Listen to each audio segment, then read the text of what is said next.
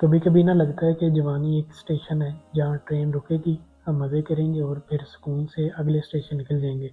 مگر جوانی اسٹیشن نہیں ہے، جوانی ایک کھلا آسمان ہے۔ اگر صحیح وقت پر نہیں کھلے تو گر جائیں گے، اور اگر غلط سمت میں اڑے تو بھٹک جائیں گے۔ پھر خیال آتا ہے کہ یار جوانی کی جو ہوا ہے نا وہ گزر جائے گی، لیکن یہ ہوا جو ہے نا وہ رخ موڑ دیتی ہے نصیب کا۔ میں اکثر سوچتا ہوں کہ یار جوانی کو دیوانی کیوں کہتے ہیں؟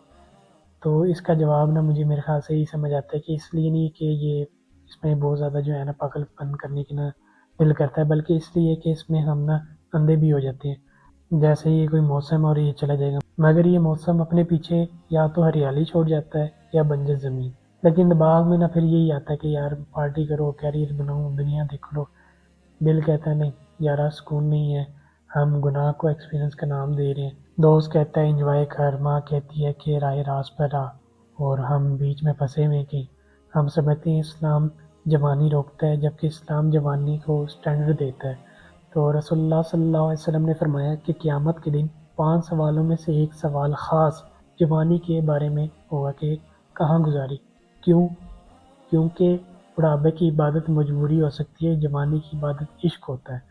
اور وہ 7 لوگ جنہیں عرش کا سایہ قیامت کے دن ملے گا، ان میں ایک وہ جوان ہے جس نے اپنی جوانی اللہ کی بات میں گزاری ہوگی۔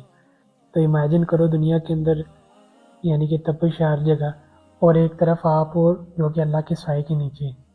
مولا علیہ السلام کے قول کا مفہوم ہے کہ فرصت کو غنیمت جانو مصروفیت سے پہلے۔ تو یہ جو انرجی آج ہے نا ہمارے اندر، یہ کل نہیں ہوگی۔ وقت جو ہے نا وہ واپس نہیں آتا، تو اس لیے پچھتاوے کا کوئی علاج نہیں رہتا بعد میں۔ اور کریکٹر جو ہوتا ہے نا وہ جوانی میں بنتا ہے، اور 40 کی عمر میں صرف جو ہوتے ہیں نا آپ کی عادتیں رہ جاتی ہیں۔ تو جلد بازی میں انسان غلط فیصلے کرتا ہے۔ تو دنیا کے نا پریشر لیے بغیر گرو کرنا نا جو ہے وہ ضروری ہے۔ زیادہ سختی سے بھی انسان جو ہے نا باغی ہو جاتا ہے۔ غلطیاں ہی انسان کو سکھاتی ہیں، لیکن تقوی جوانی کی نا ڈال ہے۔ جو جوانی میں سیکھ لیا وہ نسلوں تک جاتا ہے۔ اور یہ مثال ایسی ہے کہ ایک درخت کو جب تک جوانی میں سیدھا نہ رکھو، وہ بڑا ہو کر کبھی سیدھا نہیں ہو سکتا۔ اگر آج آپ کی ہوا کا جو رخ ہے نا وہ غلط ہے نا، تو پورے جو شجر ہے اس کا پھل جو ہے نا وہ کڑوا ہو سکتا ہے۔